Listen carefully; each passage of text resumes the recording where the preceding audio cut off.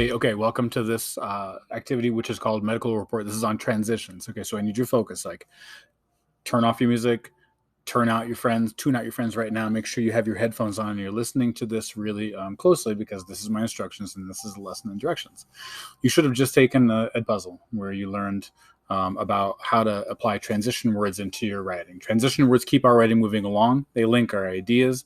They're really important. And so we've learned so far in this writing unit, we've learned about paraphrasing and how not to copy information, but like put things in our own words.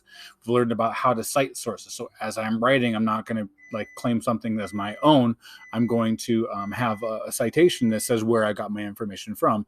And now we're working on transitions and moving our writing along. So after this, you have a quiz is to go do, and then I'm going to be looking for all three of those things inside your writing in your rough draft as you start to write. So let's talk about transitions real fast. Number one, I have two posters in here that I want you to take a look at. And these transitions can be kind of grouped into categories here. There's categories for like, if you're doing something like adding something on. So like I have this information and I'm adding new information. You could say something furthermore or addition to or as well as. If I'm trying to show an example of something, for example, I might say something like such as, or in this case, or for example, or for instance, as an example, that's these things. What we're going to be writing a lot of is going to be a lot of that, like giving examples of something. Like, if you have this disease, for example, here's what it's like. But we're also going to have things like cause and effect. So, you have this thing happen. So then as a result, this next thing happens. And so some of these are good. You're going to look at and see there's some of these that you're not going to use, like hence. I can't imagine you will ever use the word hence in your writing. And maybe you should. Maybe you bring back hence. That's something that you want to put into your personality. That's great. But so as you go through and look some of these, take a look at the category. There's comparing words, there's contrasting words, trying to get emphasis on something. Maybe it's just a time and sequence, like first, last, next, then. That's going to be more of a sequential order type of a thing. And then maybe direction or place. That's not quite what we're doing here. So I want to take you over to this, which is my example for what I did on the last one, the citation one, where I'm talking about Hirschsprung's disease. And I used these sources, the Mayo Foundation and the U.S. Department of Health. And here were the notes that I took, if you remember. And I put those notes kind of in my own words down here. And I wrote this paragraph. Hirschsprung's disease is a disease normally found in newborns. The cause of this problem comes from a birth defect in which some nerve cells are missing in the large intestine. So a child's intestine can't move stool and becomes blocked. That was from the U.S. Department of Health and Human Services.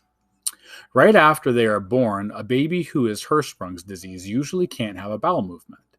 This can be a very difficult time for both the newborns and their parents. Cool. So I'm looking at this and I'm seeing this word like cause. I used the word cause. So I'm seeing that that's probably something, this is a cause and effect paragraph. I'm saying like, here's the cause and as a result, this.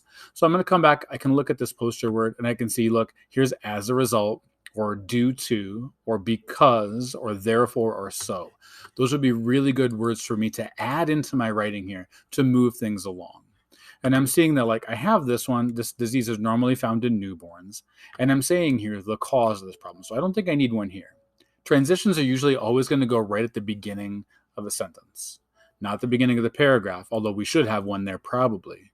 But here at the beginning of a sentence. And so what I'm going to say is, okay, child's intestine can't move. The cause of this problem is boom, boom, boom, in which some nerve cells are missing. So the child's intestine can't move stool and becomes blocked. Right here would be a good thing where I'm saying right after they are born, they can't have a bowel movement. That's as a result of them having this birth defect. So I'm going to put right here, I'm going to use one of these. I'm going to say as a result. Okay, I'm going to use this transition. As a result, comma, right after they are born, a baby who has Hirschsprung's disease usually can't have a bowel movement. See how that sounds? That kind of flows. It's nice. This one here, this can be so they can't have the bowel movement, and this can be very difficult time for both the newborn and their parents. I could use as a result here too, probably, but I don't want to use the same one over and over again. So instead of saying as a result, I could say consequently or because of this. That would be fine too. I'll use because of this. I might use consequently in my writing, but I'll say because of this, comma, this can be a very difficult time for both the newborn and their parents. Cool. So I have these. I put these two in. I'll highlight them here real fast. And because of this, I'll highlight this too so you can see it. You can always come back to this. As a result, right after they are born, a baby who has Hirschsprung's disease usually can't have a bowel movement because of this. This can be a very difficult time. I'm almost thinking I don't like this because it has this, and I might change it because I don't want to have because of this. That sounds weird as I'm writing it. So I'm just noticing that. To the therefore, I might use therefore or consequently. Therefore, I'm going to use consequently. I like it sounds better. Consequently, this can be a very difficult time for both the newborn and their parents. Cool. Okay.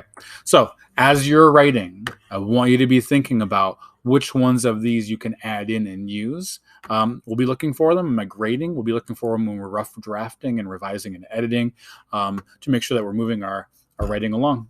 Awesome. Please, after you're done with this, you're moving over to the Quizizz to take that and see what you've learned about transition words. And as always, see me if you have any questions. All right. You're doing great. Keep up the good work. Stay positive. Stay focused. Bye-bye.